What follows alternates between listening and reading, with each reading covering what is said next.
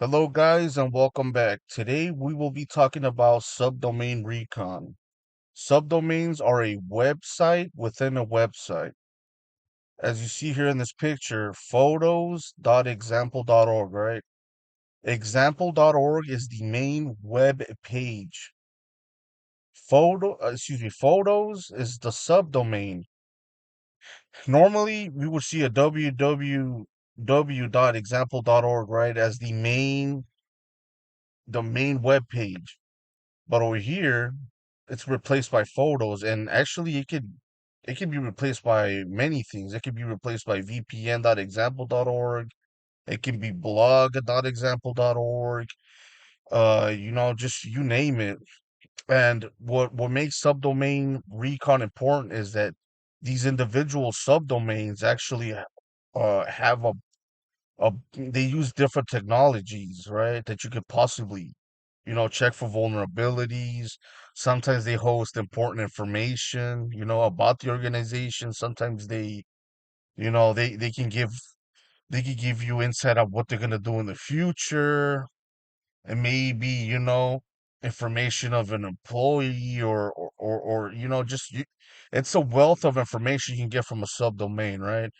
And I'm going to use Google as an example of getting subdomains. So as you can see here, like I said, www.google.com is the main domain web page, right? So what I'm going to do is I'm going to show you guys this little cool technique called the Google Dork. Site, two dots, Google.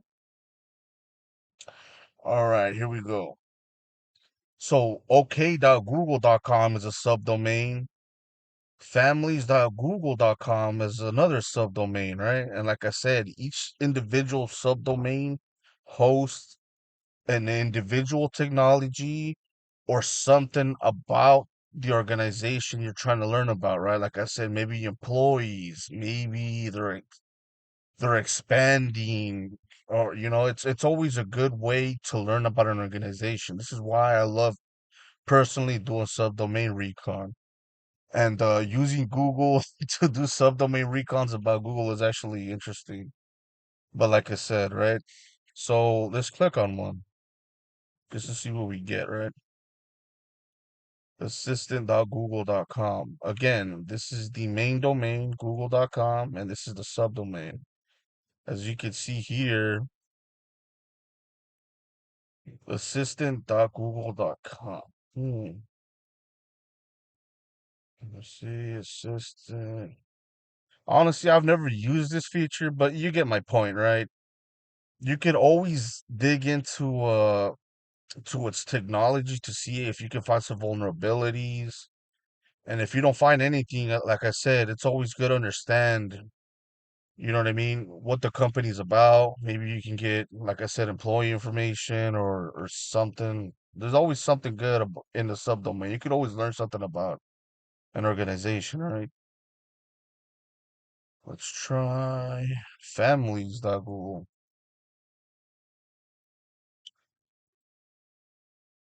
Empowering your family to safely play online.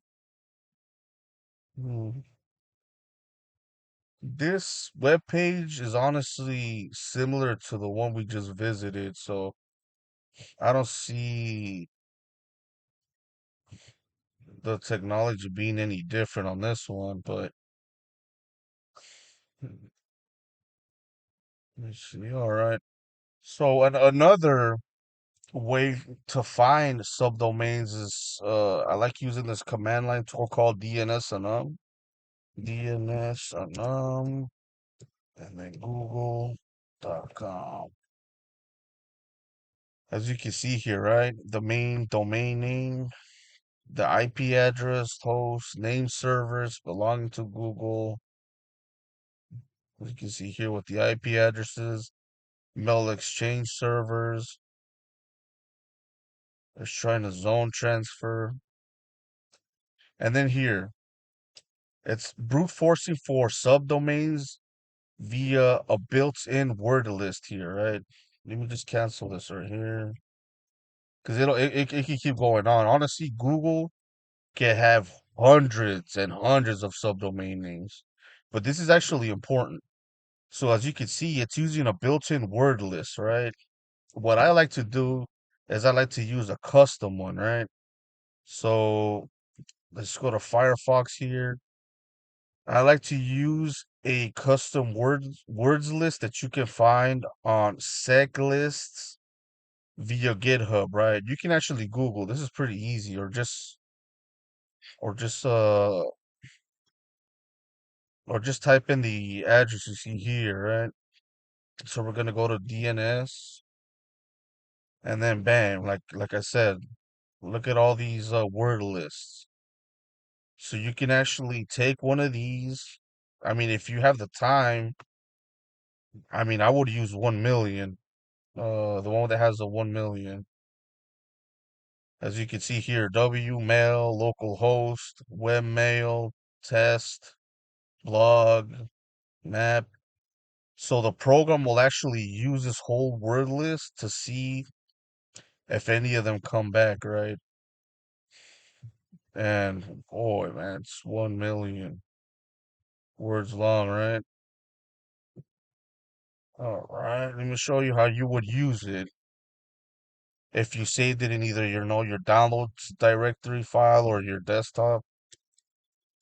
All right, let me clear DNS and the help flag. As you can see, the brute force options are here. So we would use the F flag, or you can actually use a whole word if you wanted to. So DNSenum google.com file home, you know, root downloads. I know I spelled that wrong. That's fine. Let me see.